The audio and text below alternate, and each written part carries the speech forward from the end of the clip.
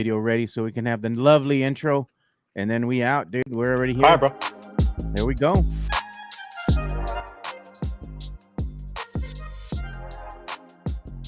To join us in the chat, and we're gonna ask the question on today's show: should the San Antonio airport be renamed after Pop? And they were also talking about the funding for the San Antonio arena downtown, for the new San Antonio Spurs arena downtown, and the city council's already approved the funding for that, or a funding source, Right. so to One speak. of the funding sources. One of the funding sources. We're gonna kind of talk about that too, and it's like, hey man, if you want a professional sports team in town, you got to give them a new arena to play in. It comes with the territory. It's part of the business, man. There's a lot of intricacies, and it's tough. A lot of people kind of, jump the gun a little bit, but there's a lot. There's so many assets and entities that are involved in that. But it's Friday and we don't give a damn. That's what they say, right? We don't give a damn. Hey, we also got some boxing news to get into too, man. Absolutely. Man, the Nestios are already locked and loaded, bro. Matt Lerma, Sam Salinas, Matt Gomez. Man. Hey, bro, Nestios are always. You can always count on the Nestios to show up, dog. Sam Salinas. Look at that. Sam Salinas says, just saw a headline from Ken saying Giannis prefers to stay in the East. I saw that too, but I've also seen other reports that say different, man. You know what I mean? It's just crazy because I see one report that says one thing. Show me one report and I'll show you one that says something else. You know what I mean? We also saw reports of what? Kawhi wanted to stay in San Antonio? Motherfucker was gone. Yeah. Matt Lerma, my man. Yeah, man. Hey, reports are what they are, bro, until it happens, Mm-hmm. A lot could change, man.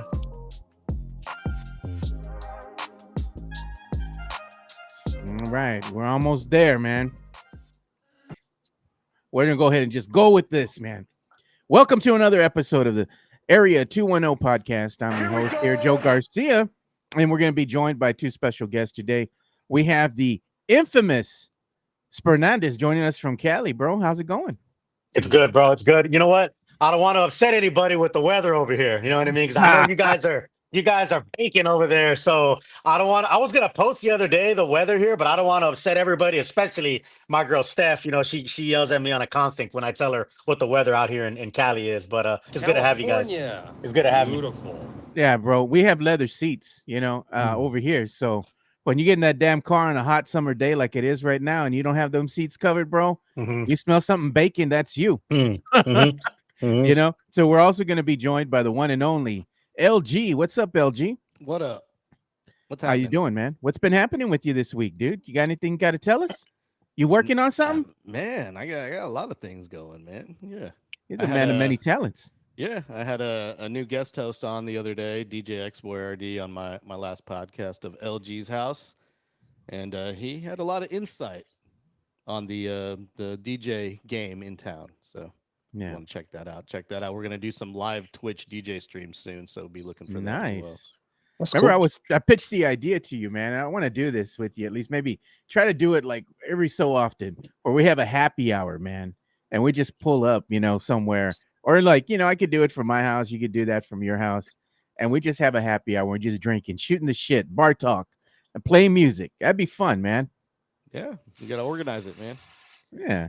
And Tony Ornales is here. He says, ¿Qué pasó, vatos? ¿Qué pasó, Tony Ornales? Hey, I'm wearing my cowboy gear just for you, Tony.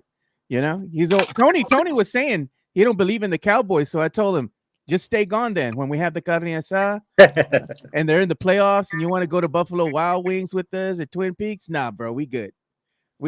I just give him a hard time though. I like busting his chops. You're still welcome to the party, Tony. I'm just giving you a hard time.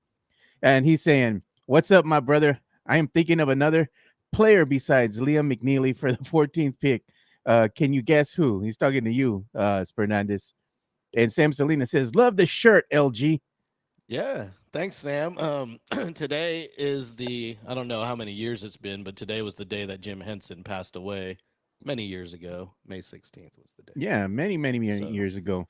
You know who else has came out right now and said that they're having some issues of their own, some medical issues, is the great, and I mean the great, Jim Ross, man. Oh yeah, what's going WWE on? wrestling legend, man. He came out and he revealed that he has colon cancer. I gotta pour some out for him, man. Gotta pour some out for the legend. F cancer. Hey, man, I was gonna say, Not bad, bro. I'm having Fernandez? technical difficulties.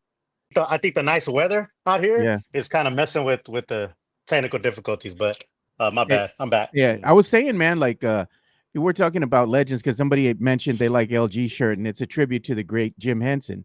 And Yeah. I was telling LG that we got to pour some out here for the legend himself, the great Jim Ross, man. Been diagnosed with colon cancer, bro. I saw that, man. I saw that, man. The cancer's about to get a little slobber knocker. You know what I'm saying? Yeah, Because man. Jim Ross gonna beat that, bro. You know, like LG said, man. Fuck cancer. Yeah, man. Jim Ross is a legend, man. I remember back in the day. You know, I'm an old school wrestling fan, like WWF type. You know, I'll be honest. I don't really keep up with it much anymore, but I love the old WWF. So I remember when Jim Ross first came to, because he was always a WCW guy, right, back in the day. And then he crossed over WrestleMania 9 when they had the togas and all that in Vegas. That's when he first came to WWF. And he was with the other legend, Bobby Heenan, rest in peace, the brain. Yeah, So, man. yeah, man, shout out to Jim Ross, man. You know, he's the one that says, "Look at him, my God, man. He's getting beaten like a government mule." What's the other one he said? Yeah. Oh no, they're beating him up in the ring. He's like, "Oh no, he's got a wife and kids." You know, he has a lot of good one-liners, man. He has a lot of good one-liners. I'm telling you, the OG one was the slobber knocker. You know, when he you know.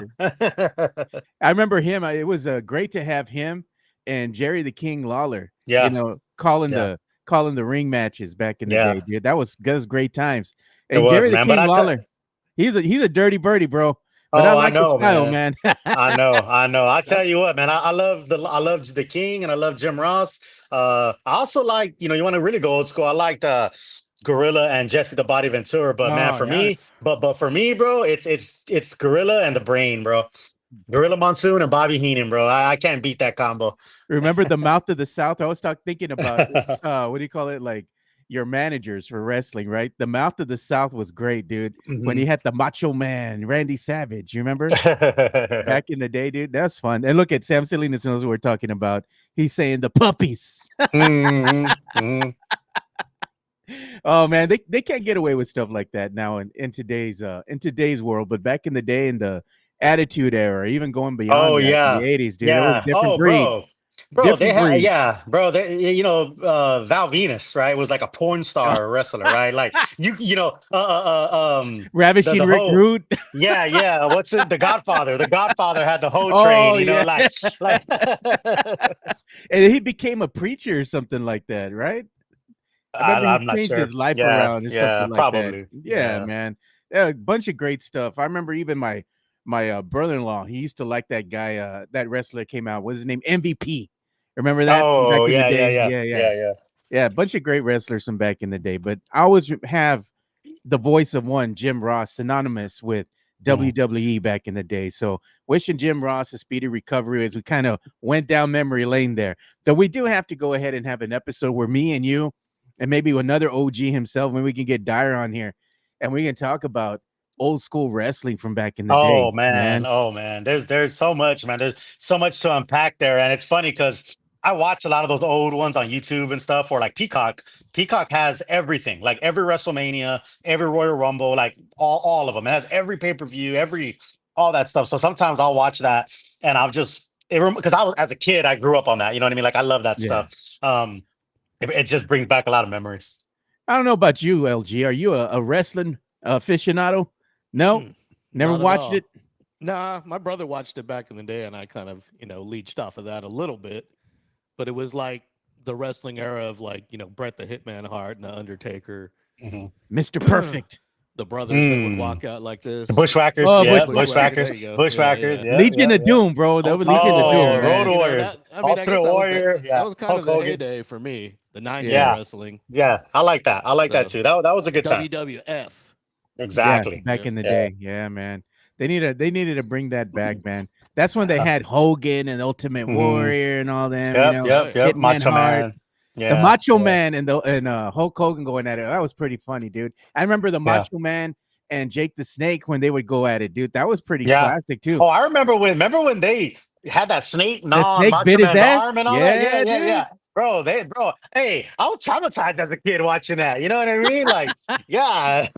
Hey man, that dude was gangster, man. He just went and pulled the sack out. He got the Hey, snake out, and he yeah. had Macho Man tied up against the ropes, and he's just Mhm. like, "Have at him, Damon." That Mhm. was the name of Yeah, the freaking Damien. snake. Yep, Yeah, Damien. Yeah, yeah. yeah, And then man. you got Miss Elizabeth, another one, rest in Yeah, peace, first La lady of Reina. wrestling. She's out, yeah, she's out there, and doing her thing. And you know what's sad is, man, is like how many of those wrestlers from that era passed away really young. Oh It's yeah, pretty dude. sad. There was a lot of steroid use and painkillers and Illicit all drug kinds of stuff. use. Yeah, Yeah, man. Yeah, hmm cocaine's a hell of a drug, brother. It is. Look at that. Ravishing Rick Rude was he say? A Maniaco. maniaco. Maniaco. I got you. I Maniaco. got That's you. Is that how facts. you say That's that? facts. Maniaco? Okay. Maniaco. All Yeah, right. yeah. That's Maniaco. facts. That's Maniaco. facts. All right. Midtown knows what he's talking about. All Midtown right. knows exactly what he's talking about. What we're gonna do is we're gonna go ahead and get into this talk right here, the chatter that I saw on social media here on the X, man. And this one was talking about Hey, if it's on the X and so Twitter's got to be real, right? it's got to be real, It man. has to be. There's no lie told on Twitter. Hey, but you know what? This one is something that I saw locally here too as well. They're Mhm. talking about it, and this is about the one great Gregory Popovich, or Coach Pop, as we like to call him. And the El city Jefe. council member has filed a request to rename the San Antonio International Airport after Spurs president El Jefe himself, Gregg Popovich, calling his impact on the city immeasurable. And I'd have to agree, man. You know what? They're going to rename anything out of Coach Pop. Why not the airport, man?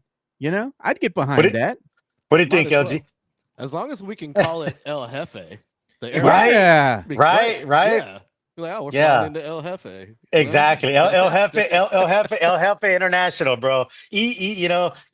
EJX, right? Like the because like LAX, like they have all the different like acronyms, right? There you Right go. now it's SAT. The airport is SAT, but yeah, El Jefe International, bro. I'm down for that. It begs the Yeah. question, man. Like LG, what else should they rename in Coach Popovich's honor here? Should they rename a street or something? Like right now, I Not a think they have street. like, They got to, well, unless it's like Commerce downtown. well, or they have something, you know? Frost Way, right? I think it's Frost Mhm. Way now that they have in front of the Frost Center or Oh, something yeah. like that. Spurs way, Spurs right? Way. It's Spurs like, way. why Yeah, name yeah, it Pop Way or yeah, Popovich yeah. Way? Come Yeah, on.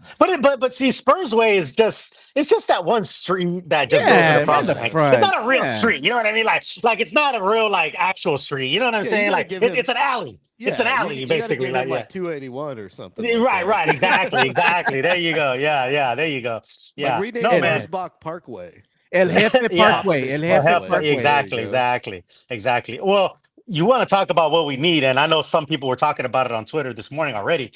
Statues, man. Right? If we're Hey, talking new hey, arenas, We bro, Tim Duncan statue. I mean, we come don't on, do man. statues. I mean, they you go to should. LA.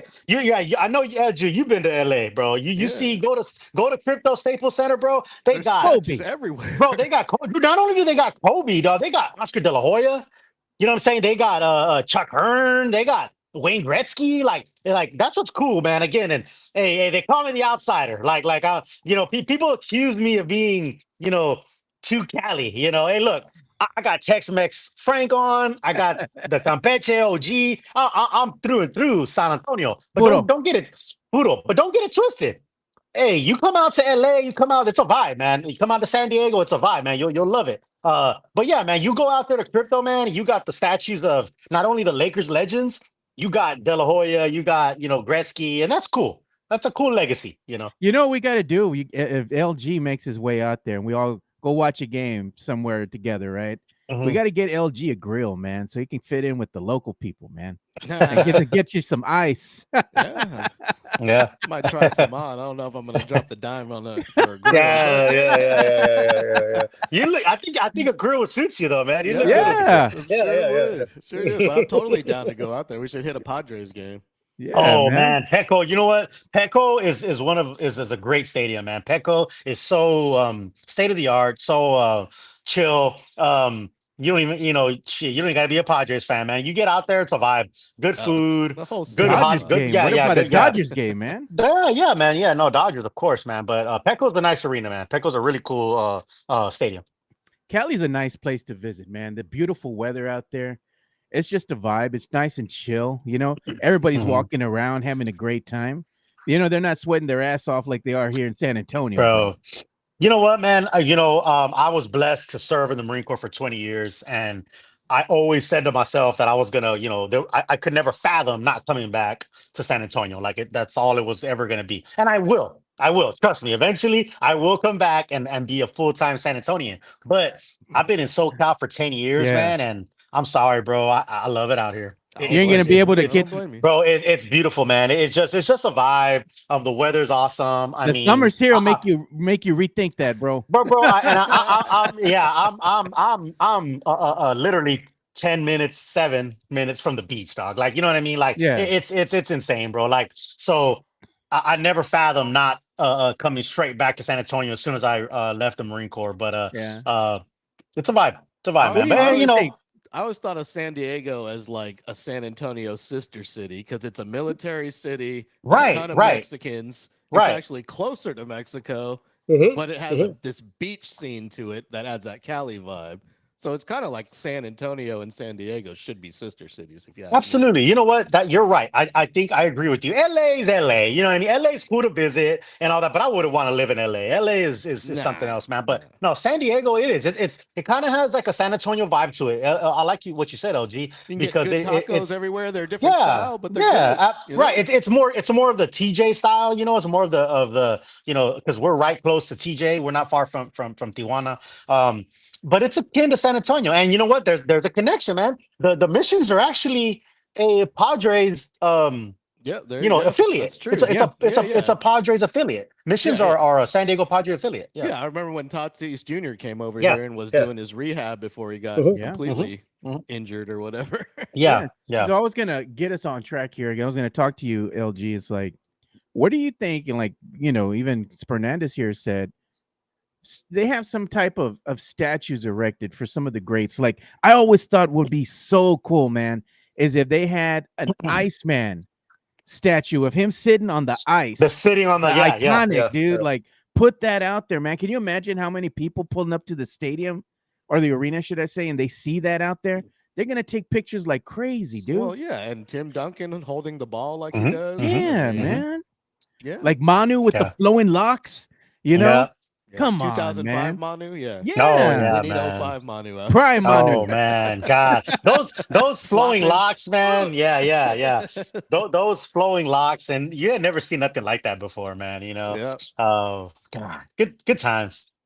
Yeah, like they need to go ahead and pay homage to the greats that we had here, you know. Yeah. And I gotta say, the Iceman is synonymous with San Antonio. He's the one that kind of helped put us on the map there because everybody started paying attention to that beautiful finger roll, man. That was a thing of beauty. It's an art form, watching him and the replays of him doing the finger roll, just gliding through the air gracefully, and I like that, man.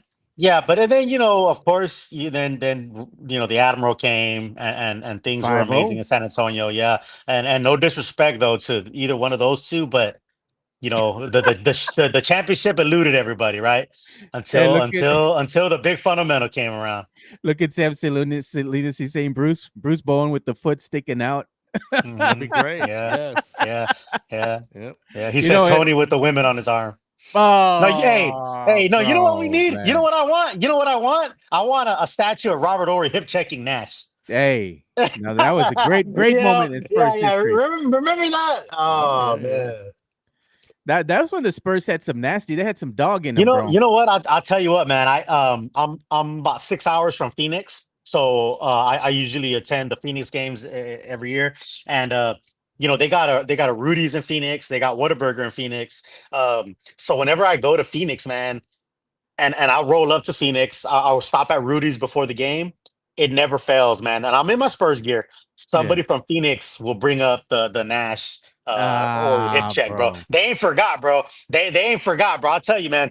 Phoenix fans, and you know what? Phoenix is a cool town, man. I love Phoenix, man. And Phoenix fans are really cool. They're really chill, but bro, they ain't forgot about that. They bring it up, bro. They bring it up. It wasn't that bad. Yeah, It was half right. flop. Yeah, It was half it flop. was. I just think I think the only reason why they think it's so bad is the difference. Like Ori's a bigger dude than Nash, Yeah. So I guess they feel like he was kind of being bullied a little bit. But I agree, it wasn't that bad. Did they forget? How can they remember that? and Dude, forget. Draymond does that to people every night.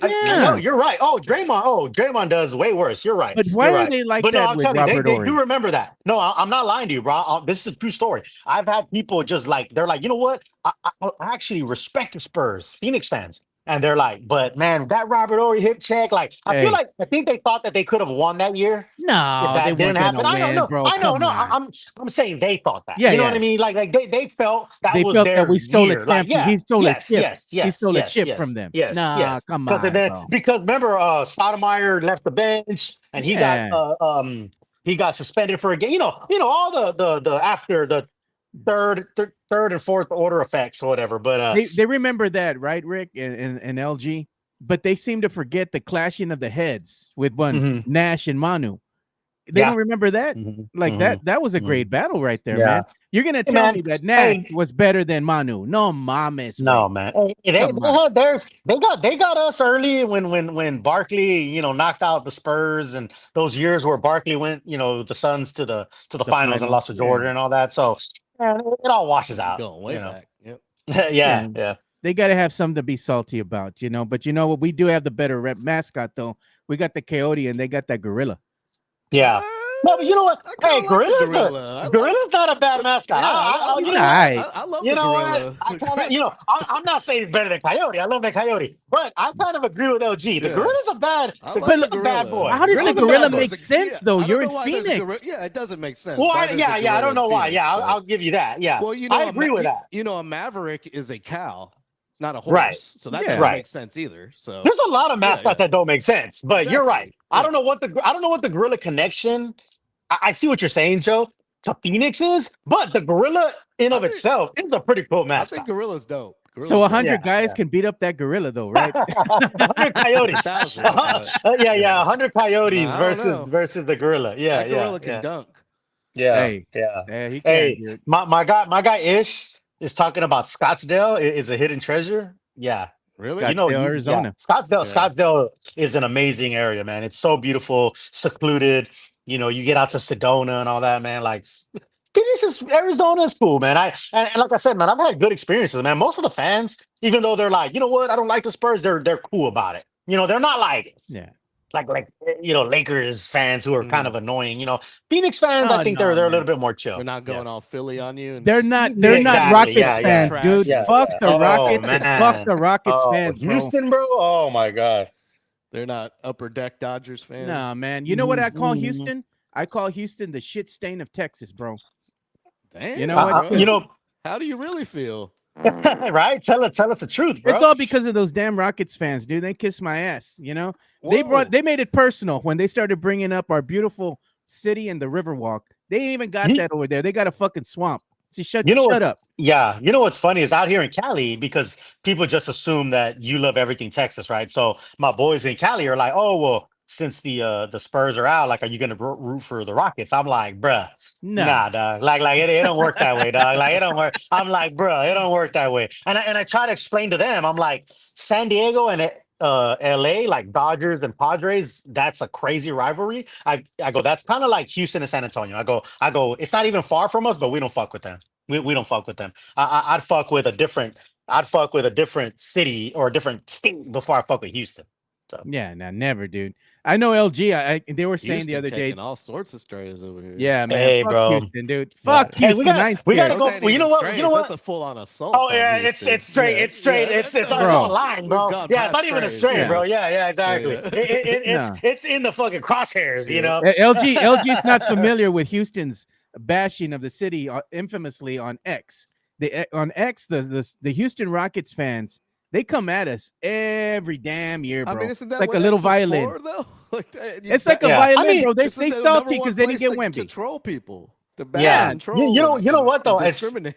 Actually, I was just telling Steph, Joe, that we got to go out to Houston for a game this year. Oh, bro. We'll Because probably I wind didn't up make getting it into last some year. shit, I didn't dude. make it last year, but Joe's 2 ready years to throw ago. blows. I don't know if that's a good Oh, No, idea. you know dude. what? I would. There's a San Antonio Spurs like group that lives in Houston, that go to the games, and they are like they mob it, bro. Like 2 years ago, Power in yeah, numbers. I got you. yeah, exactly. 2 years ago, Steph and I went to a game around Christmas time, and you had the dude in a Grinch suit wearing Spurs gear. Like it was a whole thing, man. We got to find the it's about Spurs like watching party. Yeah, right, the group, exactly. the Yeah, Spurs watching group. yeah. Oh yeah, we go out there. We're gonna have to go out there in mass and be annoying as fuck, dude. Let's do it, bro. We got to roll, bro. I'll be We wearing gotta my make a Manu Houston game. jersey or a Manu You know- shirt with them Oh yeah, you blocking got to Harden. go Ginobili because that hurts Yeah, him the worst. yeah, 'cause for of sure. The Yeah, that Harden block. Yeah. you just gotta, Yeah, Another. you gotta go to like this. North Star Mall and just get an Yeah, just airbrush have it. old school Yep. with like Manu blocking Harden. Absolutely, Yep. absolutely. Hey, I'm telling you, man. I think the Dallas, it might be a move this year to see Cooper versus Wemby. You see, To Dallas is go out classy. to a Dallas game. No. Oh, head Yeah, up to go out to a Dallas. Dallas game. Go out to a Dallas Spurs game and watch Cooper versus Wemby. Will be fun this year. Dallas Maverick fan are cool people, man. They're Mhm. respectable. They ain't like the Houston fans. The Right. Houston fans are despicable, man. There ain't no love lost between us, bro. We go down there in mass. Oh, we I gonna don't get in some disagree. shit. We're gonna get in some shit, dude. I don't disagree. I don't disagree. We better have our bail money ready. We're gonna go out there, bro. Ya sabes. Hey, they hate us. We hate them, man. Yeah, It's like there you ain't said, no life's a love lost. risk, carnal. I love it. Yeah, exactly. But I was gonna talk to you all about this too. We're gonna kind of move on here, and we're gonna talk about the city, man. The city council here was also saying that they have approved a funding source for the new Spurs arena. A larger funding plan will still be worked out, is what they're saying, because there's been a lot of questions here by by not only the fans, but also the citizens that live here in San Antonio. Because their biggest faux pas here is they want to know more information about Project Marvel. How is it going to be funded? How much is it going to cost? Where is all this money going to be coming from? And they really haven't addressed that. They still kind of leave people in the dark because I think they're still trying to figure it out as well. They have to figure out, hey, where we can get these funding sources from. How much is this going to cost us? How much is going to come from the taxpayer?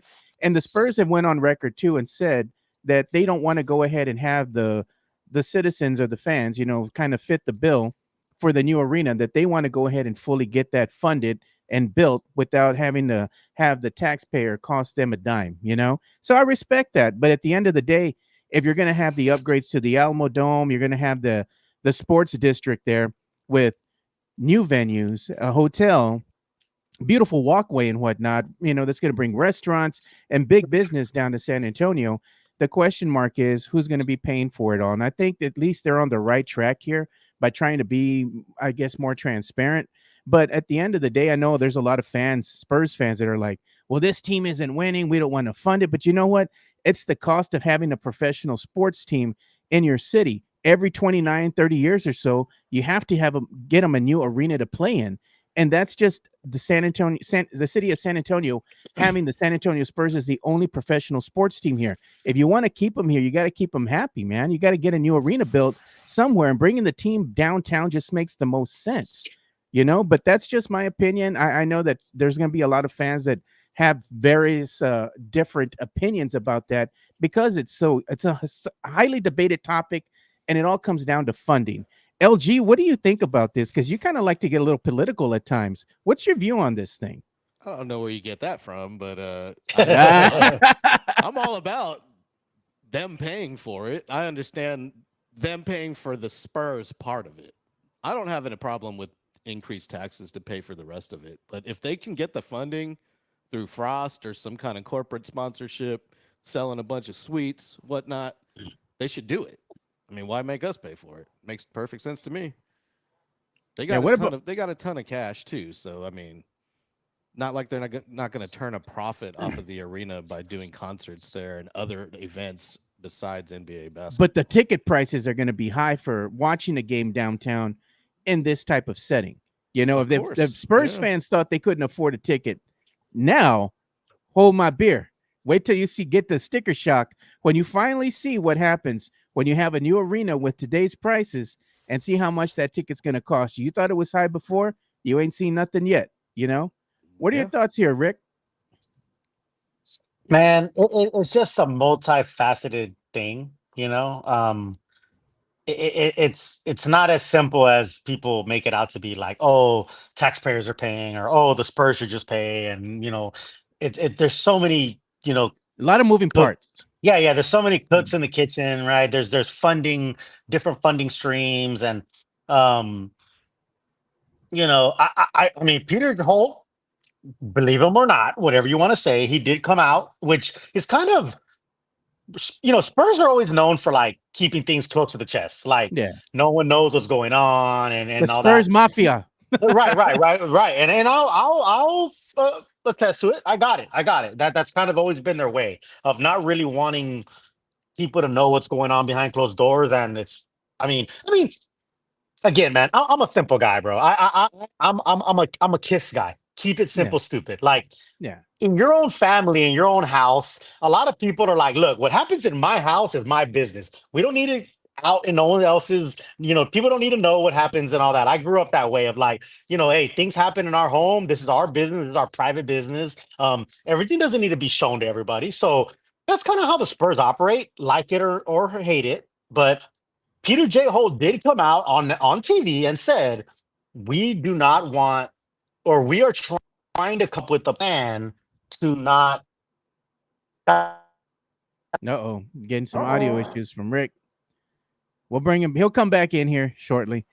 But I guess he's giving us his take on what he thinks as far as the funding sources and all the moving parts that go into having this sports district built. Because I've been to other cities that have a sports district, and I got to say, some of them are quite nice, man. They're all There's a lot nice, of things yeah. to do, And they all get used. I they haven't seen get one that used. doesn't, bring, more business and more tourism to the city. Exactly. I'm sorry, my friend. My you were bad. talking- No. Yeah. My fault, man. You know what? I get spam calls and like it throws me off of this It's for that some reason. communist. But yeah, exactly, internet man. connection They're they after have me, out man. in It's the toll California. It's roads, all man. good, yeah. The toll roads are wanting me to pay a toll. The bots. Yeah. No. I was just saying that Peter J. Holt came out and said, "Hey, man, our plan is to not give a new tax to the San Antonio citizens." I mean, that's what he's saying. That's what it seems like they're trying to do. I don't think the Spurs are just trying to put a new tax on citizens. They're trying to do everything they can to.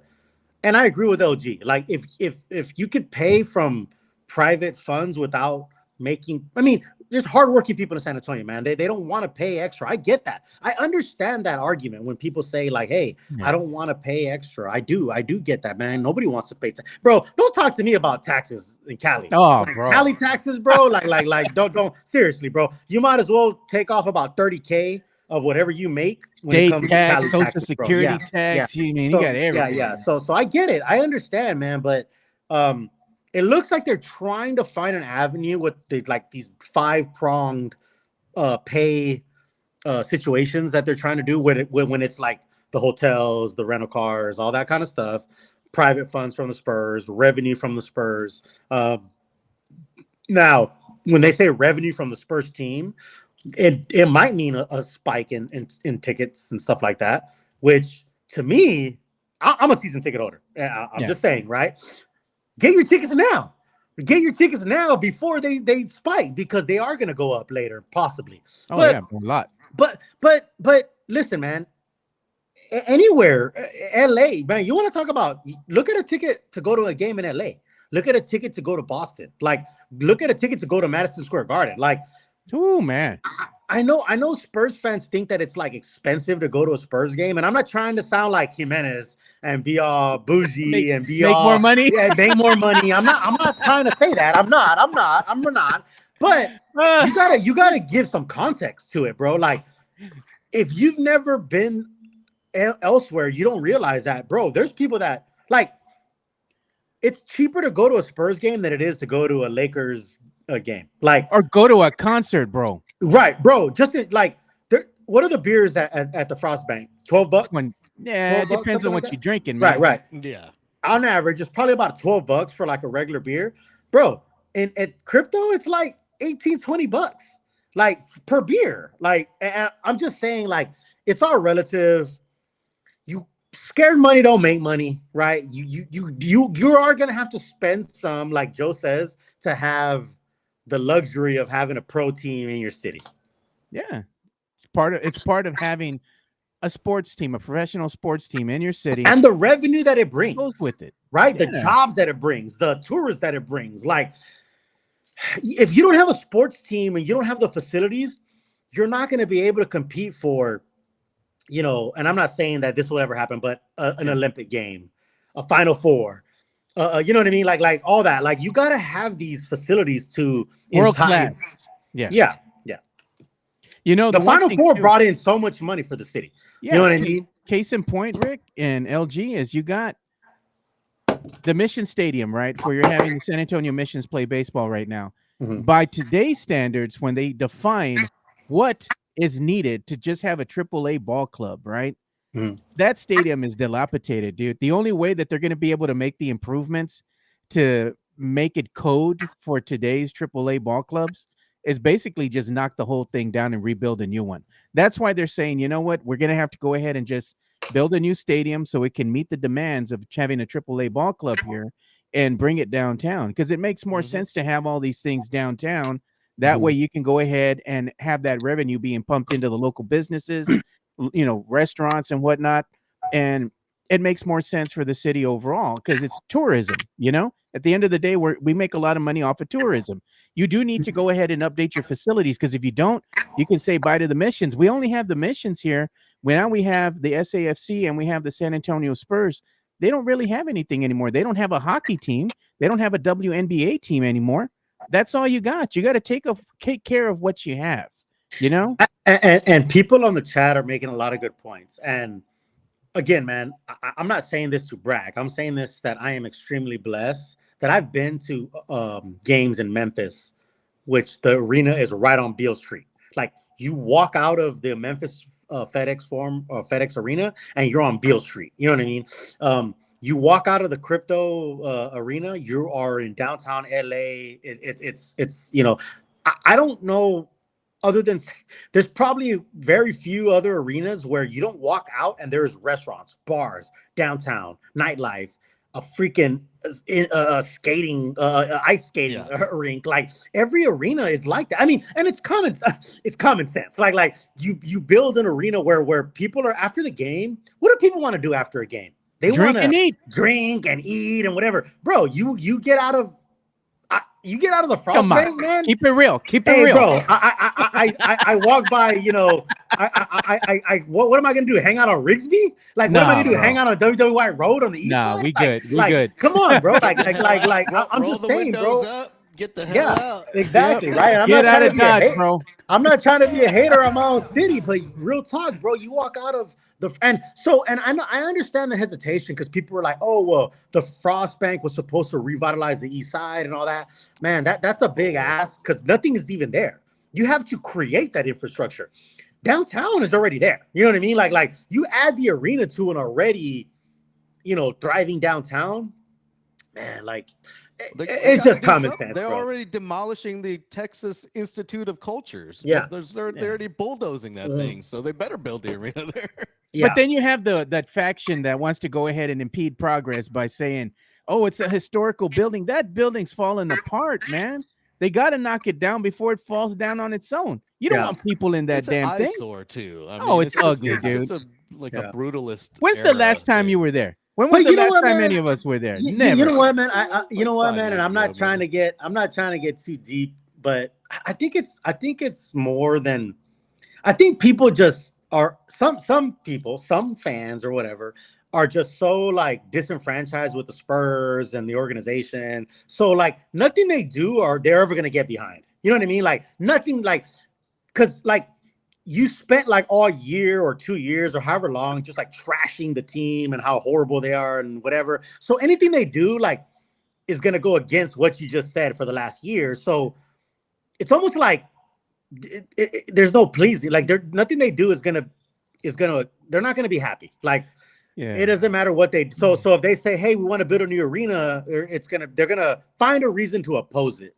Yeah. Look at this. This comment from Sam Salinas had me laughing, dude. He goes, you can find a quick date after the Spurs game on Houston Street. If you know, you know. Hey, how much for what? About $50, $75, something like that, How much? Hey, how much? Yeah. But it's funny to see how Yeah. everybody here is divided. You know, you have the faction of the fan base and the citizens that live here that are like, you know what, we want to have nice things here too.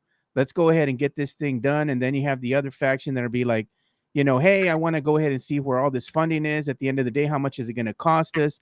And both sides have good points. You know, I'm not Absolutely. saying each one, you're not wrong or you're not right for thinking the way you do. At the end of the day, it just needs to make sense for the people that live here. And how is it going to all come together at the end of the day to try to appease the most people that you can? Because let's face it, man, at the end of the day, it's hard to make everyone happy. And there's always going to be people that are going to be disgruntled. The only thing you can do is try to go ahead and build it cheap as you can. And hopefully this will go ahead and be a revenue stream for the city moving forward. That's what the hope is. If you do the investment, the initial investment of getting this sports district built, the hope is that it's going to mean bigger opportunities for the city of San Antonio, because you have, in order to get the Final Four here again, you have to have better facilities. To get better concerts here, you have to have better facilities. You want to have bigger conventions, better things, but more opportunity for everybody here in San Antonio. You got to have something of this caliber, because if you look at other big cities in the United States, they have something similar to this. I mean, LG's been well traveled. He can attest to that. So can you, Rick? I mean, LG, you've been to other places, man. They're all lined up as just as y'all described earlier. They're lined up in entertainment districts, not in industrial, ghetto hell, basically. Sorry, East Siders, but it's just that's what it is. They built it in an industrial area, not an entertainment district, which is where it should have been built. Yeah, and somebody said or you build the entertainment district, like you said, you build that infrastructure. Somebody said never did. Somebody in the chat said that when you get out of the Frost Center, you're going to trip over the train tracks. That's true. indicative of industrial park. Yeah, true. and again, man, I think it goes just to a bigger problem, and again, man, I'm not. I'm not trying to come off as like bougie or like, oh, I'm just saying, like, man, a lot of people, and listen, before I joined the Marine Corps in 2003, I had never been on an airplane. Like, I had never left my neighborhood off of Marmont. Never left San Antonio. Yeah. No. And that's just what it was. And God bless, like, my parents, right? I love them to death. They've never really left San Antonio, man. Like most people from San Antonio grew up they had friends from kindergarten that were their friends when they graduated. And that's a beautiful thing, bro. It really is. It really is, man. I have friends to this day who I knew since kindergarten who I still keep in touch with, and it's a beautiful thing. But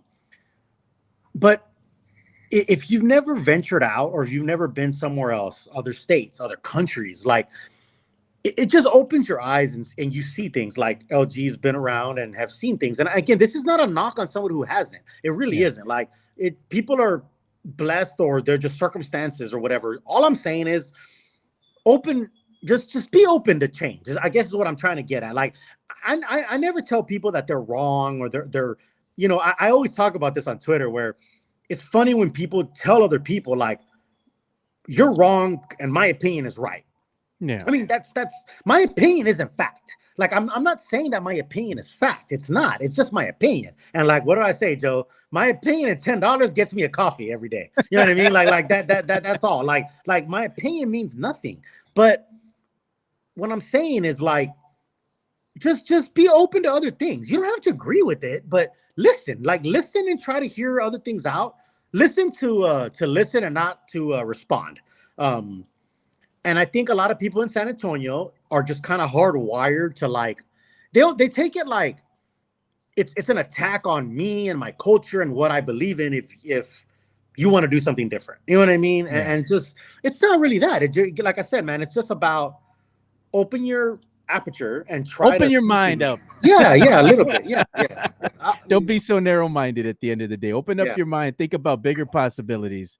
While it might be painful in the end, at the end of the day, having nice things here means big business for the city of San Antonio. But one of those big things that they do need to improve upon is, like Tony Hernandez alluded to, and that is they got to make this San Antonio airport better, man. We need to have more nonstop flights. I don't want to always have to go to Dallas. I don't want to always Bro. have to go to Houston for a Yeah. connecting flight, bro. Yeah. People don't understand that when you're on a flight and you're traveling, you get so effing tired, dude. Just waking up, going through the security or whatnot, or even if you go through the way that you do and you already paid ahead of time and you can just, go pre-check, that's the way to do it. But just traveling and waiting for your flight and then it gets delayed and it just adds more travel time to your day. And by the time you get to your destination, you're dead tired. San Antonio sucks in that regards because if I want to go somewhere, I always got to get a connecting flight. I'm tired of that, man.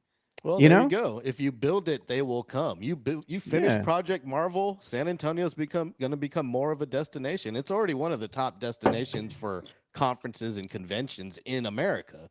But San Diego is as well, and it's even more so. If we have this badass sports complex that can also hold several conferences and conventions, there's going to be nonstop flights here from all over the place, man. Austin has nonstop to Amsterdam, nonstop to London. Why can't we get that?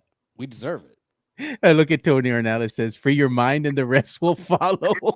Hey, I heard that in the En Vogue voice. Oh, yeah, bro. I heard that in the voice. Free vote. your Yeah, in the voice. mind. Oh, that's great stuff, And if man. we can't improve our airport for that, we need to get that high-speed bullet train to the Austin airport because that'll just be like, other big cities that have airports that are an hour away from each other. Yeah. Yeah, and I mean, bro, that'll give us access to nonstop flights. You go to places like in Europe and in Asia, and trains and all that is like it's. I feel like here people here think like public transportation is like ghetto, bus. right? Like whatever, We're used right? to the Via bus. Well, yeah. right. That's the sentiment. The Which has sentiment here, improved greatly over the years. yeah. The thought here is like, oh, you're on the bus, you're a scrub, like you're ghetto. Like, why are you on the bus? why you using public transportation, bro? Asia, Europe, bro, public transportation is the way to go, bro. Like, you can get on a plane, on a train, and go place to place, bro. When I was in Korea, bro, I would hop on a train and hit Seoul, which is like New York City of Korea, Busan, beaches, like all this stuff. So, and all on a like public train for like equivalent of like $5 to $10. Like, again, man, it's a mentality thing, bro. It's a mentality thing. It's like, the crab bucket mentality where crabs are trying to get out and do better, and like crabs are holding them down or trying to pull them down. Pull them down. Yeah. I hate to say it, but it's kind of like that a little bit sometimes in San Antonio, where if you want to do better, if you want something big, people want to bring you down and want to be like, and it's a cultural thing. It's a socioeconomical thing. It's a lot of things where people tell you like, oh, you're trying to be better than us, or you're trying to be this or that or whatever. So they're trying to pull you down into the bucket, man. And I just don't think that's a way for a society to operate. Look at what Jason Garcia is saying. And this is the thing that the people of the city here in San Antonio have been opposed to for so many years. The light rail system in Portland is great. They wanted to implement that, and they've been trying to implement that here for years. But every time it comes up to, let's say, the citizens voting on it, they always shoot it down. I'm like, why? It's improving your overall transportation so you can get from point A to point B faster and cheaper. You're not going to be stuck in traffic for an hour or so trying to get to a concert or what have you. Exactly. It makes things better. It really does. They vote no. Yeah, traffic is one of the worst things, right? That nobody wants to sit in traffic. Bro, you get on a train or a monorail or whatever, you sit there, you drink, you read your book, you whatever the hell you do, you're good. Yeah, you don't have to worry about like, let me change a lane, let me move, let me do this. Yeah, man. So, yeah. And you can drink because you're not driving. Exactly. You don't worry, bro. Exactly. You don't got to worry about that DUI. Can you imagine how nice that would be? Exactly. And I think that's another thing. That's another like cultural thing. I think in America, we want like control of things. Like I want to drive. Like I want to be able to drive myself and go where I want to go or leave when I want to leave, whatever. You go to other countries like Asia and Europe, it's not really like that. Like they're good with just like, look, I'm gonna hop on a train, I'm gonna read my book, I'm gonna get where I'm gonna get. Alcohol, right? In America, it's like taboo until you turn 21. And I'm gonna like get ape shit drunk when I turn 21. Bro, in Europe, they give wine to kids sparingly, you know, very small, and it's just not as like taboo. It's not, you know, nudity, right? Nudity in Europe is more like it's not a big deal. Here, it's like, oh my god, did you see? There was a girl that was nude, like, you know what I mean? Like, Where? so it's just, yeah, exactly. Yeah. So I'm just a lot of it is like ways of thinking, and it's hard to break generations of ways of thinking, right? You know, generational curses, man. Like my dad was a shitty father. You know what I mean? His father was a shitty father. It's hard to like break that the and mold, break the mold. Yeah, become a better father because you know what you know. You know, so yeah, I don't blame people. I don't, and I'm not trying to tell people that they're wrong or anything, but it's just like it's not bad to just be at least open to new ideas, even if you don't agree with them. And they Even never if you don't been. agree with them. It's because a lot of the people, like you said, man, they haven't been out of San Antonio. They've never been to like other cities like New York. You know, you're going to Maryland, St. Louis. You're going to other places, Cali, for example. Even on the East Coast, you know, you're going to Washington D.C. You know, have you really seen the White House in person? Yeah.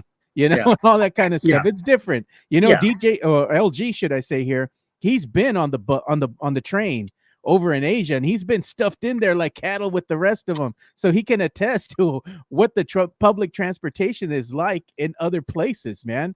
So San Antonio is lagging behind in that regards. Wouldn't you agree, LG?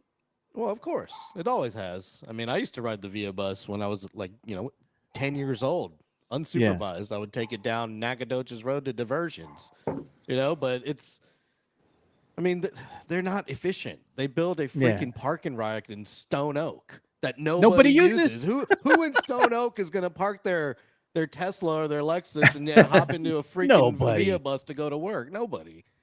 But yeah, it's got to be efficient. We need airport to airport connections, and then you need to work on the system from getting people from the airport to different districts in town, because that you can build like, Amtrak goes from Austin to San Antonio, but it's not efficient because you can't get anywhere else once you land.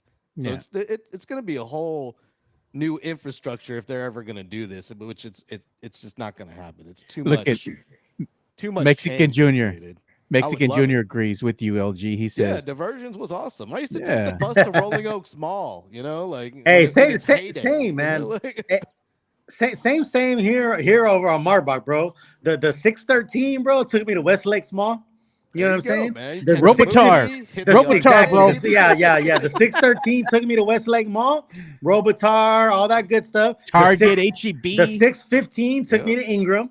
You know what I'm saying? I would go to Ingram. I would do my thing, bro. I had my pen and paper to get my phone numbers of the ladies. You know what I'm saying? Spare change for the transfer. Exactly, bro. The transfer, bro. Like, that was the thing, bro. Like, it was. Which one would get you to the duck pond, brother?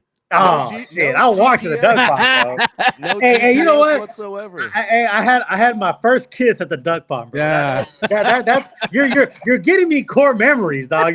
I'm going back to core memories, bro. I had my very first kiss at the duck pond, man. There you go, bro. Good times, man. Good times down Marbach. That's what I tell everybody. They don't understand the food truck scene, man. If you've never been down Marbach, man, it's slamming, dude. They got some great tacos out here, bro. Right in front of the Pep Boys, man. They got one slamming spot there, man. I don't get out there too often, so Oh yeah, last people time are I was scared. out there, I was at your place. Oh yeah, man. People are afraid to walk around out here, man, because you know what? It's like the locals here. They can smell if you're from here. Like they can see the darkness within you. You know, because you're part of the hood. Walk up on a pack of Edgars, you know. Yeah. Jesse A says he wants to see this Fernandez image shot. That's actually funny because I used to have an image shot on the wall, and I'm not even lying. I'm not lying or exaggerating, bro. You know, I was a 14-year-old father, right? Yeah. So I have an image shot of me and my ex-wife, you know, and my baby, who's now 27 years old, you know, up on the wall, bro. Image shot. I'm in my cholo gear. They had bro, the lights up above you. Oh, and bro, like I was cholo, sad girl, all that shit, bro. You know, God, but bro. yeah, image shots. Yeah, Jesse, you know what I'm talking about. Hey, man, that sounds Selena like said he grew up in Big Country. You know what's funny about Big Country? Marbach. I know. You know what's funny is back in the day, dog. Big Country used to be like country, like yeah, there was nothing, you live way out there. Now it's like I went to Pease. You know what I mean? I went to Pease. I went to John Jay. So like now, you know, Big Country used to be like the backwoods. Now it's like shit. You might as Well, well it was be out here by downtown. 1604, and back in the day, 1604, there was nothing out there, man. Oh, It's bro, farm there was roads, nothing on man. Petrenko. Bro, Yeah, there was nothing on Petrenko, Nothing. dog. Back in the day, dog, there was that mobile by Pease and the alternative school that I went to 2 years of that alternative school, by the way. But that alternative school where they kick you out of your normal school and all that. Yeah, that by Peace, man. Yeah. Yeah, The yeah. Peas, and then up the hill you have the alternative school. Yeah, exactly. And then you had that mobile, bro. That's all that was back in That's Petrenko. Petrenko was nothing but monte, bro. It's It's nothing farmland, but monte. pastures. Yeah. Now it's fucking like Culebra. Houses now on it's houses, man. Yeah. Dude. Jason was asking you a question, man. What do you say? I'm says- sorry. It says, what type of dog did you get? Hey, female dog, a bitch. You know what I'm saying? A female dog, a bitch. Yeah. And that was like I don't know, 10 years old, 12. Turning to doggy style, right? I mean, we're talking about dogs. I mean, bro, it happened fast. You know what I'm saying? It happened fast, bro. I lost my virginity when I was 12 years old. So it went from kissing the female dog bitch to doggy style. You went from playing with Transformers and G.I. Joe to Oh, doggy style, bro. I went from my WWE wrestling figures to damn, bro. You got your first kiss, he asked Thuo. He's like, you know what? I don't like these no more, man. I don't need these action figures. Yeah. No, real talk, man. I was 14, man, when my first son was born, man. He's 27 now, and he's a great young man. And then, yeah, man, he's almost 30, which is crazy to me. I'm 42. So, wow. Yeah. And over pretty fist. close, man. Yeah. He 14 says, years apart, man, my day one. He It's says, like the I dated opposite of me. Like my dad Really? was 60 when I was born. Oh, wow. Yeah. Really? Wow. Wow. Yeah. Damn, Yeah. dude. Look at Hanover Fist is saying, I dated a girl that lived in big country. I called her La Lanchera. Exactly. Way out I'm telling there, you, bro. If you grew up in this area back in the day, 90s, big country was like out there, bro. It was like, bro, you might as well be out there. Look at Tim Gonzalez. Remember that bread store next to John Jay? Bro, I remember that bread store, man. Hell yeah. Remember Bro. that, dude? Bro, I remember that bread store. I remember the Fred's Fish across from John Jay. Yeah. Shit. Remember that bread store, man? You could go in there and get all the stuff before it expired, LG. Yeah. You'd have all the bread and like all the snacks, like Hostess deal, snacks. huh? Yeah. You get the deal, bro. But you got to eat it that day, brother, because after that, it can go stale. You know? It's like the reduced, meals at HEB. Yeah. Yeah. 25% off, but you gotta eat it. Yeah, you better get it. You better get it now. That salmon's gonna stink soon. Yeah, I'd be like looking at that meat sometimes at HEB. It says 25% off today only. I'm like, that's getting cooked today on the grill, I bro. Consider it. Yeah. That's a score when I see that. I'm like, score. I guess I'm buying this tonight. Yeah, it was Baird's. Look at that, Tony Hernandez. Yeah, it was Baird's. I remember bread. Baird's. Yeah. Yeah. Baird's had those outlet stores around town. Yeah. Like they were like in little like portable buildings, and it'd be like Bear's Outlet, and you get the bread right before it expired. Yeah. So that's what we would do once in a while. When we'd go in there, man, it was like a kid in a candy store because they wouldn't let us have like none of these like cupcakes and all that kind of stuff. And then they'd be like, hey man, here's like $5 or so. Y'all can go wild. We're like, oh bro, say less. We'd go in there and we'd be with our friends and everything. So we'd be getting snacks because, we would have like sleepovers with our friends coming over and all we do is play video games and go ball. We play basketball and stuff. So we had to load up on sugar. So everybody was like, all right, man, what we getting, dude? It was good times, man. The Baird's store has a lot of memories for me because that's what we do. That and the other memory I had was when I was over there in my hood off of Five Palms. I remember playing basketball and we're just walking up and down the street playing basketball with all our friends in the summertime. And we're walking from one place to the next. And what do we see? On the ground, I looked down there, man, and we were thirsty that day. It was hot and we were hungry. And we see a little wad, dude, just thrown on the ground. It's a coupon book and it's nothing but the old school food stamps, man. And we're like, man, this is a gift from the gods. Pick that sucker up and walk straight to the little corner store down the street. And we threw down, dude. It was like maybe like $25 when they were actually still like little vouchers. Little vouchers, dude. Like a little vouchers. booklet of food stamps on the ground, bro. Not and we the picked that up. EBT card. They were little Nah. vouchers. This was back in the day. I saw that little booklet of food stamps, and me and my boys were like, "Bro, we're gonna go throw it down. We're eating good. We eating good today, man." So we went and got some sodas and chips and some, things to eat, man. We're just sitting down in front of the corner store because you could do that back in the day, and we're just like enjoying the moment. We're like, it was a gift from the gods, dude. The little booklet of the voucher of food stamps there was like maybe 20, 25 bucks, but it was good enough for me and my homies to get something to eat. After playing ball all day, dude, we're like, man, life is good, bro. Simple times, Fernandez. It was, man. You gotta love it. I love people are like talking on the chat because I keep getting like what's happening is like I get a phone call, it's probably like spam or something, and as soon as I get it, it cuts Kicked me you out off. of it kicks me off. Yeah. So people are like, I want to start a GoFundMe. Somebody Well- said I'm gonna start a GoFundMe for Fernandez his camera. Please, by all means, go ahead. Yeah, we need to Like get you a like tripod. That's what you need. yeah, exactly. Yeah. Say less, brother. You know what?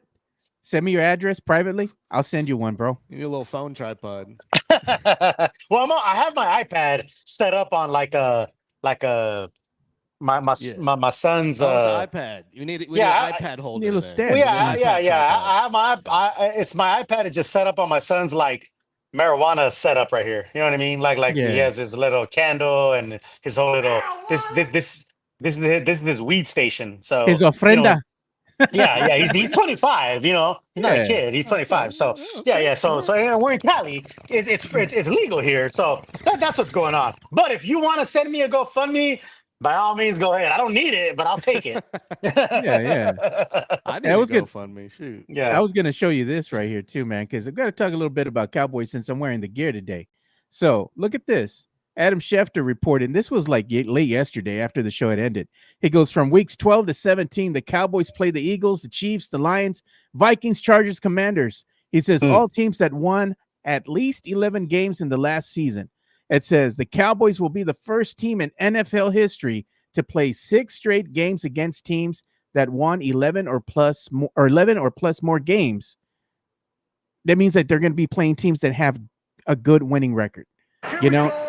So that's going to be a real testament to how good this Cowboy team can be. And we've heard the naysayers, we've heard the haters, but you know what? When the Cowboys, they drafted my boy Blue, and Mike was talking crap about UT yesterday, bro. I told him, don't be a snob, man, because he's all touting the praises of LSU. And I said, I understand, bro, but don't discount UT, man. They have good products coming out of there. My boy Blue, case in point. They got a receiver for my boy CD. They shored up the O-line, man. They made some good moves, man. That's got me excited about this team and the line being able to protect Dak more. I got high hopes for this team, especially that they have a new coach now. We don't really know what that's going to look like, but sometimes when you bring in some new blood, you bring in some new leadership, the team responds, man, and that's what I'm hoping for this season. I don't know. I mean, even though I know that the Cowboys are going to have a rough schedule, I still see him at 11-6, brother. What do you see him at?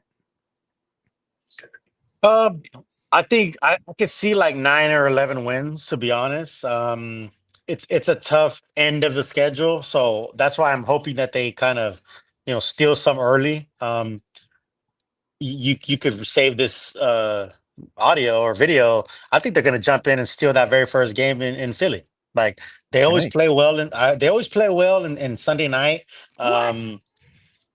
They, they are like a field goal or two away from kind of winning. Sunday nights are always compelling. So, maybe the Eagles have like a hangover from winning the championship and all that. And I don't know, it could be wishful thinking, but I say they're going to steal some that people are not expecting them to win. So, I think they're going to win some early games. They're going to hit that tough spot. They're going to hit that tough Thanksgiving, Christmas Day, end of the season. That could probably go on a little bit of a losing streak, but and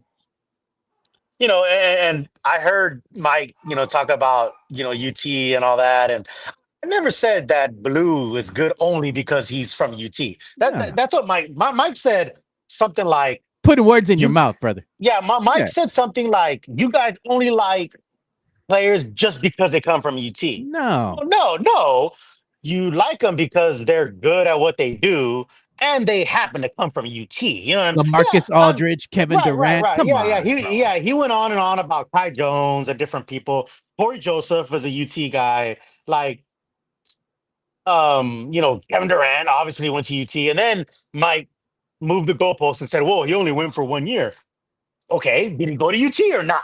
Like, did he go to UT or did he not go to UT? Yes. What's the criteria that you only 1 year or 3 years? So whenever and this is indicative of a lot of people, whenever you kind of go back at them, like if somebody says, well, just because they went to UT, they're not good. Oh, what about Kevin Durant? Well, he only went for 1 year. Okay, did he go to Still UT or went? not? Like your argument was he went to, you know what I mean? Like, so they start changing, and that's why this is so funny to me. Like all these narratives, all these things. I don't argue with people on Twitter because they're just gonna navigate and massage things to point Their to what narrative. to what they already believe. Yeah. Yeah, exactly. To what they already believe. It's just like politics, right? If you're a Trump guy, no matter what happens or what he does, you will spin it in a way to fill your narrative. Like that. Yeah. That's all it Eating is. the So cats. exactly. So if you don't like Dylan Harper, right, or not even that, I'll back it up. People that are like, fuck the picks, we don't like the picks are garbage, blah blah blah. When it was going to be an 8, 9, or 10, now that it's a 2, they might say like, damn, I like that pick, but they don't want to go back on what they said. So they're going to continue to find things against Dylan Harper, or oh, there's too many guards, or you know what I mean? Like it's a self-fulfilling prophecy. Like you're gonna just kind of respect that you have that much, like gusto that you're gonna stick with what you said. You know what I mean? Like no, Yeah. come hell or high water, you're gonna stick with fuck the picks. Even if it was number 1 for Cooper, they would still be like, no, fuck the picks. I don't want, you know what I mean? Like just so you can continue to be right. Yeah. That's You know what's crazy funny to here? me. That's wild to me. Our boy LG here, he's going to be watching that game against the Cowboys and the Phillies, the Philadelphia Mhm. Eagles, because Absolutely. he is an Eagles fan, man. So he's made me change my tune on Eagle fan, all because LG is now an Eagles fan. I got to be nice. I got to watch you my don't gotta mouth. Be nice. You can let it fly, man. So I can still Fly, call him La Eagles, fly. Chusas Cagadas. That's okay? Sure. I don't know what that means. No comprendo. So sure, whatever. Yeah, sounds good. Sounds Yeah. nice. Yeah. But yeah, But- we should have a watching party or something like that.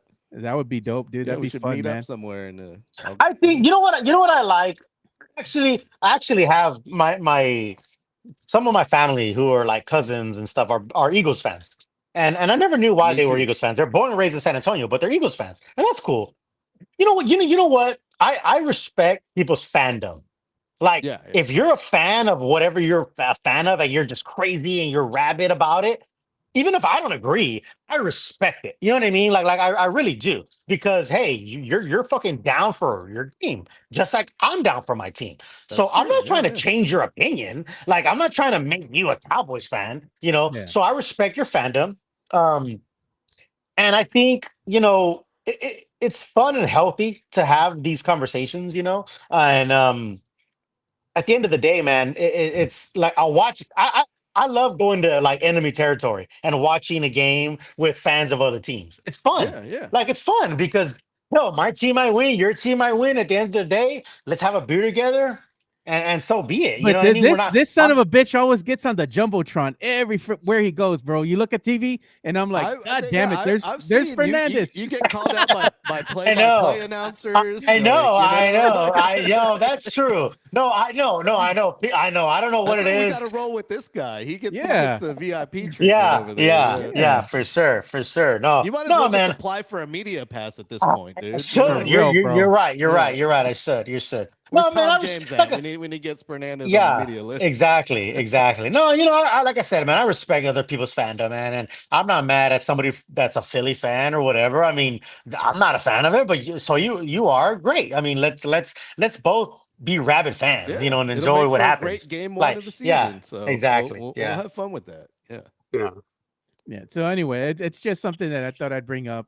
Cowboy fan has a certain opinion about it, but you know what? At the end of the day, it's like you're absolutely right, Rick and LG. Everybody can root for your own team. It doesn't mean that you got to be nasty and salty about it. And nobody has the right to tell you how to fan. You don't need the gatekeepers out there. Oh, you're not a real fan because you don't think my way. You know, Yeah. you're not a true fan. Mhm. You know, Mhm. Yeah, it's all Yeah. in good. At the end of Silly. the day, it's all in good fun. It's a Yeah. freaking Yeah. game. Yeah. Come on. exactly, man. You know what? Yeah, you're right. I'll say this about my own team, man. Like when the Spurs won the championship in 2014, it was amazing. It was awesome. I felt euphoric for about an hour. And then I went to bed. I woke up, went to work, fuck my girl. Like, my day goes on. You know what I mean? Whether it's bad or good, and that's the same thing. Whenever the Spurs lose by like 30, right? Opening night, Steph and I were there. The Spurs got their ass kicked. Man, I had a blast at the Frostbank Center. You know what I mean? I didn't The even cups were realize what the stacked. score was. Yeah, cups were stacked. I was having a good time.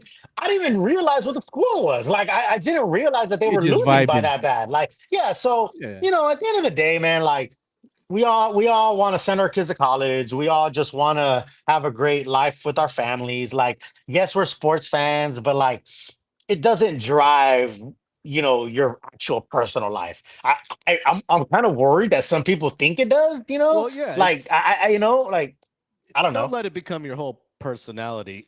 First, Jesus, but just you could be a fan. Yeah, yeah, just don't let yeah, it Yeah. take over your life. yeah, Well, you yeah. got to show up everywhere in costume. Yeah, man. I get what you're saying, bro. You know, I get it. I get it. Yeah, yeah, You yeah. know, hey, but let's go ahead and talk about a little bit about NBA, man. NBA talk here. So now we're gonna have a game 6 in the Garden that's gonna be happening here. Got the Celtics and Knicks happening tonight at 7 p.m. our time, 8 p.m. Eastern. This is a must win for if you're a Knicks fan, because you're gonna want them to go ahead and dispatch the Celtics that are without Jason Tatum. Wishing the brother speedy recovery, man, because he tore his Achilles. But I don't know if the Celtics right now or we're just playing on pure emotion and adrenaline that last game to force a game 6. Now I think the Knicks need to go ahead and put their foot on their throats of the Celtics and go ahead and take care of business and move on. I think I want to see the Knicks and the Pacers go at it in that Eastern Conference final. Think that's going to be very entertaining.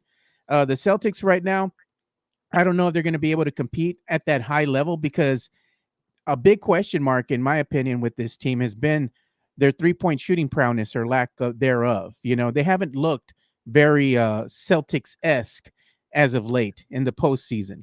So I think now that they've lost Jason Tatum, I'm picking the Knicks tonight to go ahead and end things and move on by besting the Celtics in 6 games.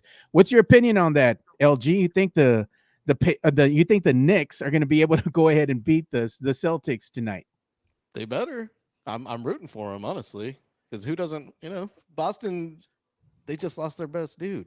So elimination game. Let's get New York in the Eastern Conference Finals for the first time in God. I can't even remember the last time. 99? I think they made it the next year.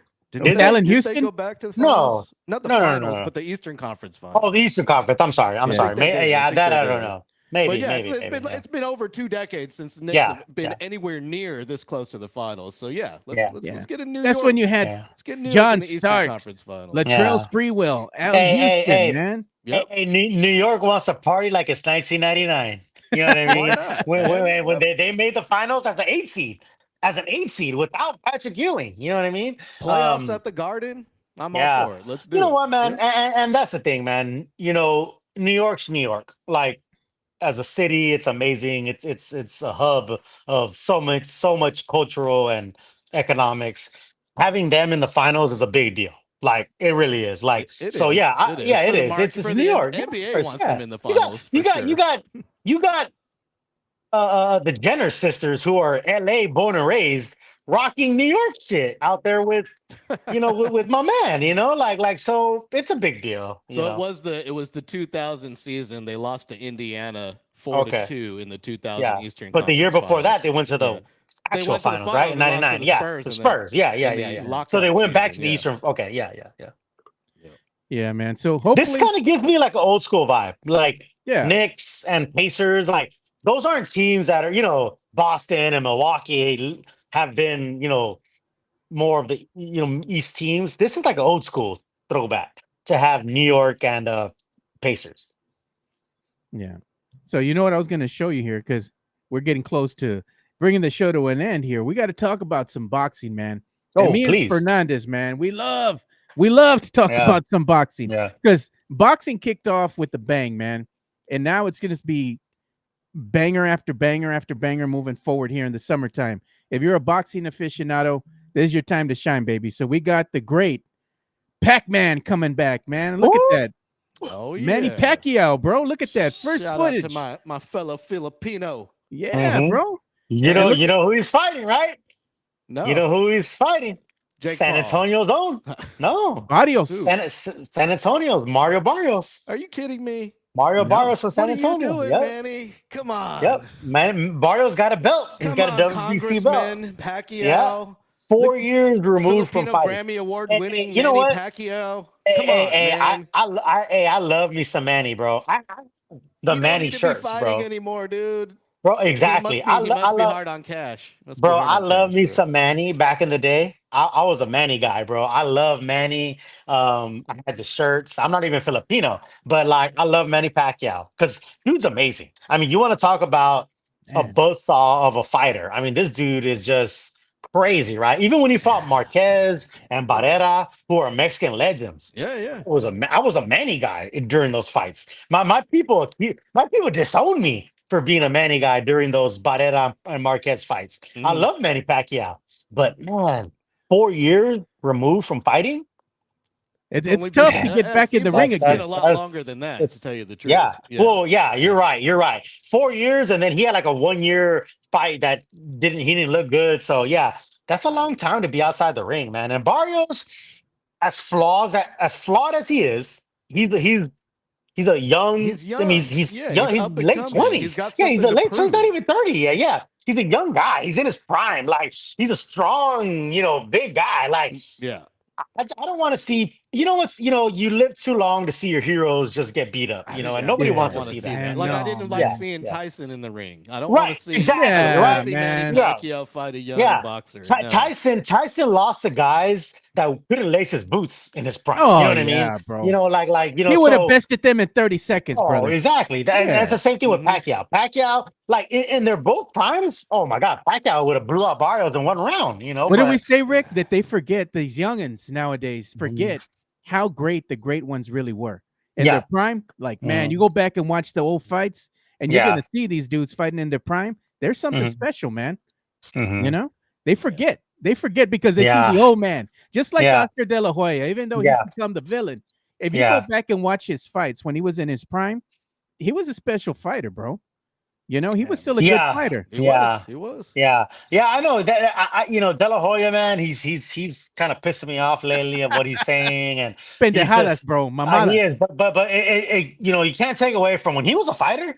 97, 96, De La Hoya. Damn, that dude was untouchable. That dude was untouchable, man.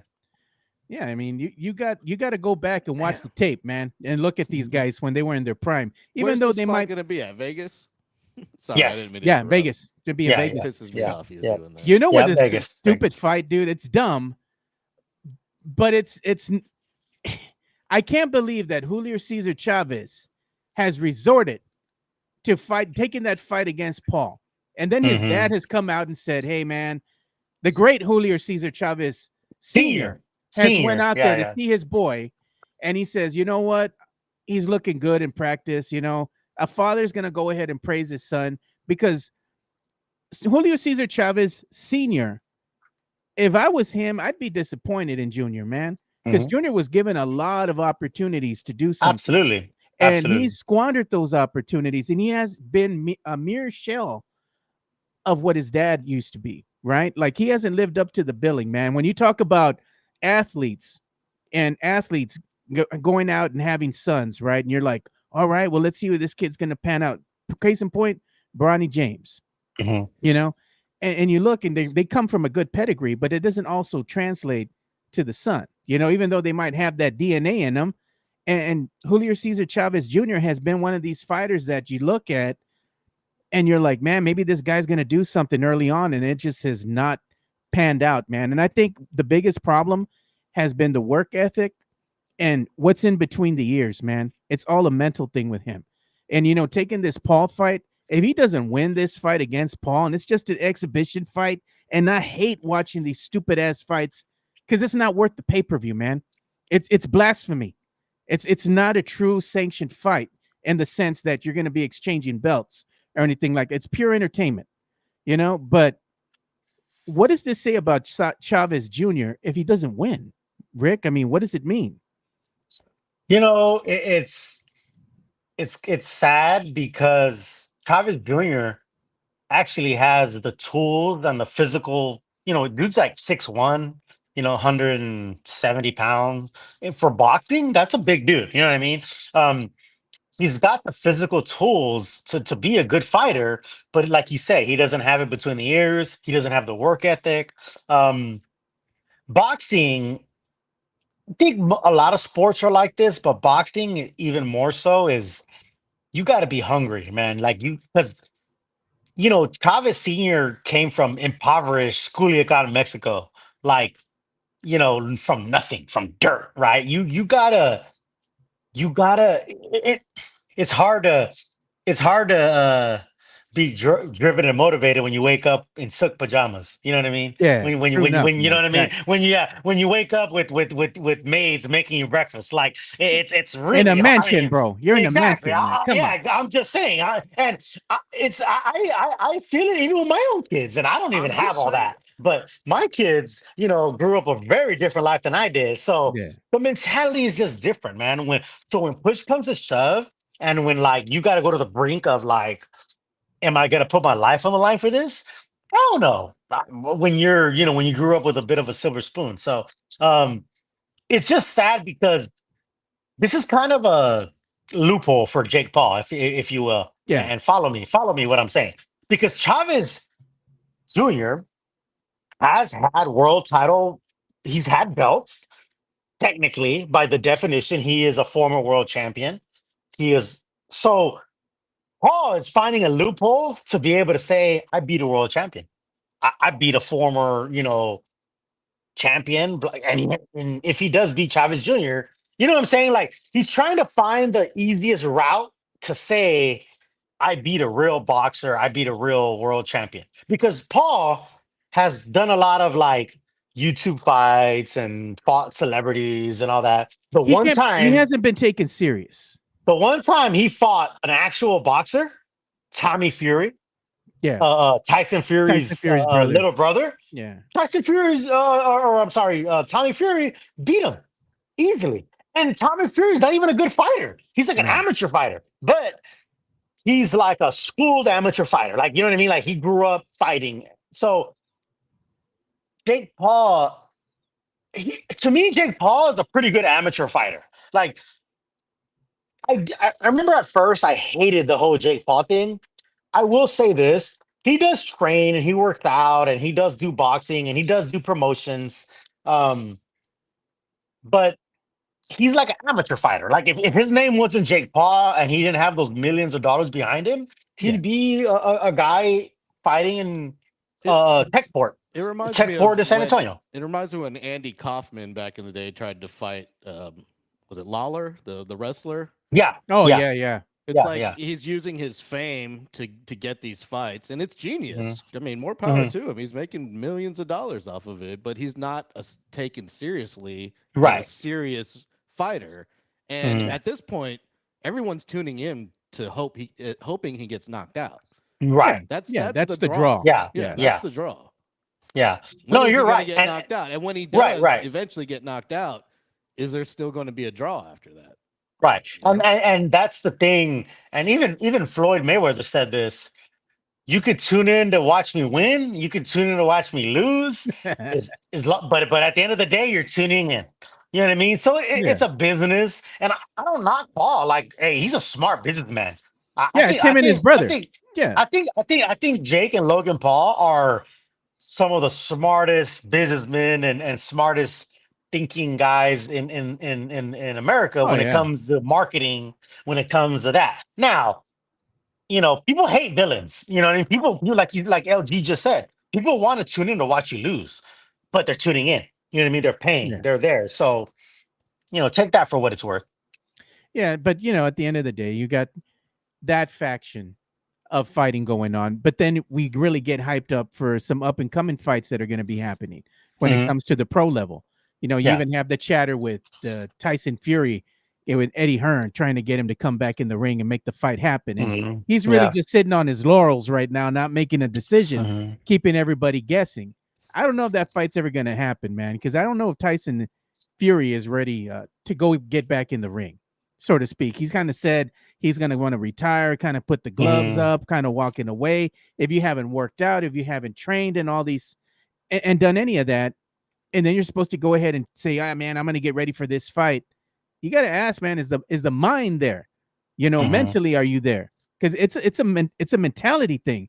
Because we've seen these fighters change, right? When they go ahead and they decide that they're going to take a fight, they don't talk to people, man. They don't even talk to their own mama, their girlfriend, their wife, Mhm. whatever. They Mhm. locked in, dude. They Mhm. become a different person. It's like they got that tunnel vision and they're focused, and it takes a lot of focus to get ready for a fight, not only physically but mentally. I don't know if Fury has that, man, right now. Quite honestly, what are your opinion? What's your opinion? Yeah, Fury's like up and down, man. Fury's an Yeah, enigma. He's a great fighter, man. He really is. And Usyk though has showed that um he can't beat Usyk. Like Usyk is just a yeah, superior fighter, man. superior He's boxer. cut So from a different yeah, cloth, bro. yeah. Yeah, Usyk's gonna fight Daniel Dubois in here soon, and Usyk's just something else. Mario Cavazos is asking about Canelo Crawford, which is a big fight in September. that's a big one.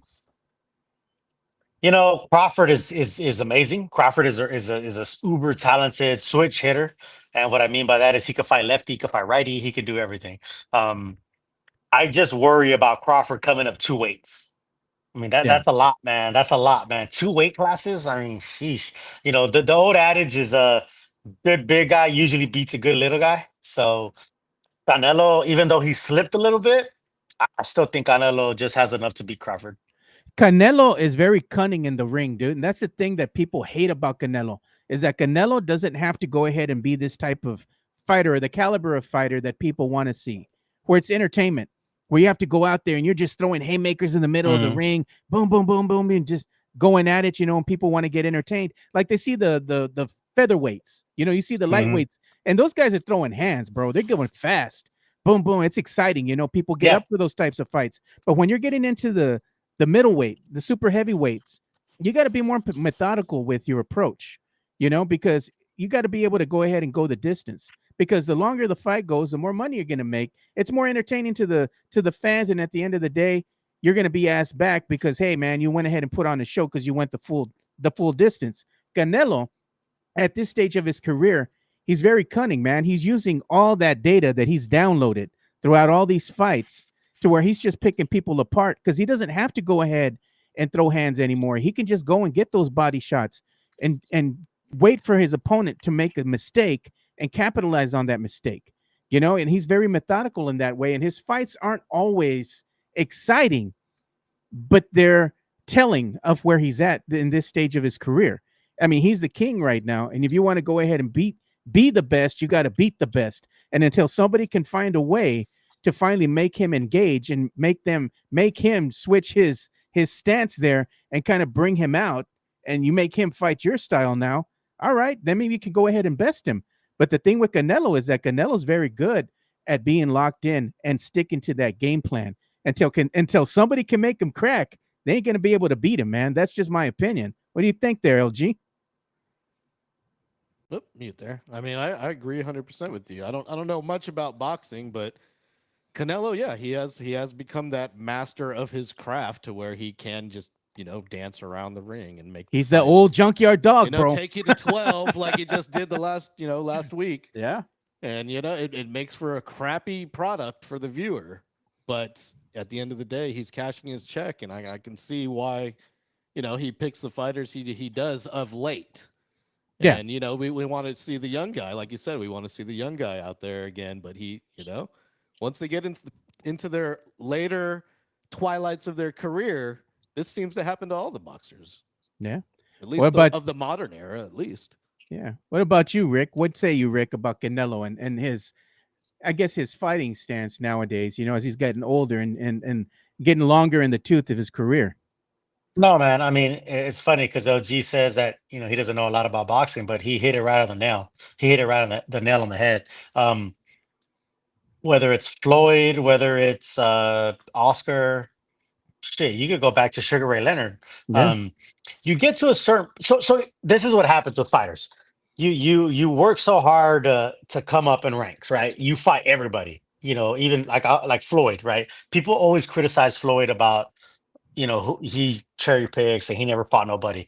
Um, if you go back to his early career when he was fighting Gennaro Hernandez back in 1996 or 97, or I'm sorry, 98. Floyd was a 96 Olympian, right? So Floyd went to the Olympics in 96. 2 years later, he's fighting Gennaro Hernandez, who's a 40 uh, fight professional who's been in the ring with Oscar De La Hoya, multiple time world champion, and Floyd is like 18-0 or something like that, right? Um, that was a big undertaking for Floyd. And then he fights Angel Manfredi, who's a powerhouse fighter from Chicago. Floyd stops him in 2 rounds.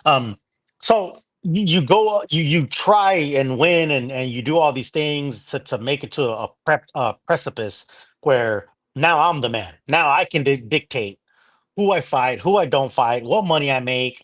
Am I the main guy? Am I going to come out first?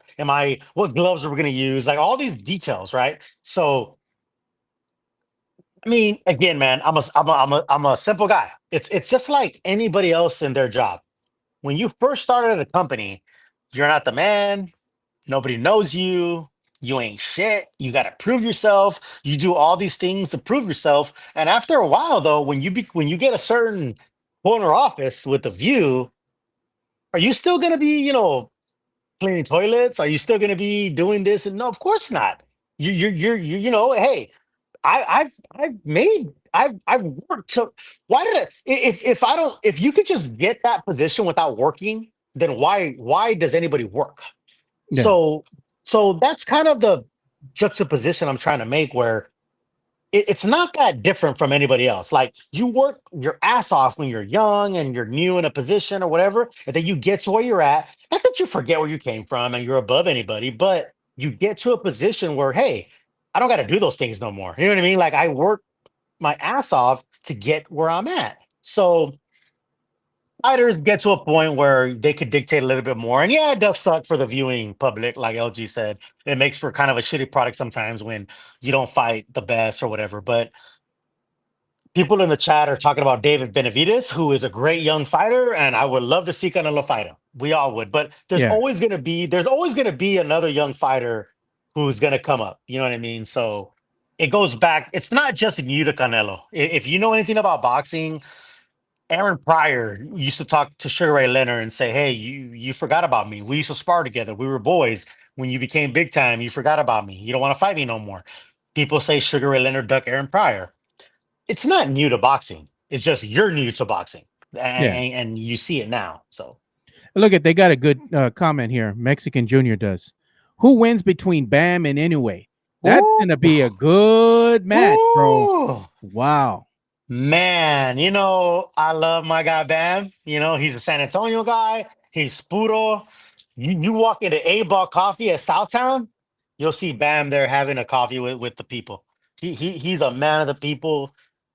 You want to talk about somebody who has no ego and who is just chill?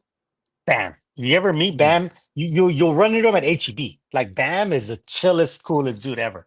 And he's fought for multiple world titles in Japan and Vegas and everywhere. But man, Inoue, it goes back. Bam going up a couple of weights to fight Inoue.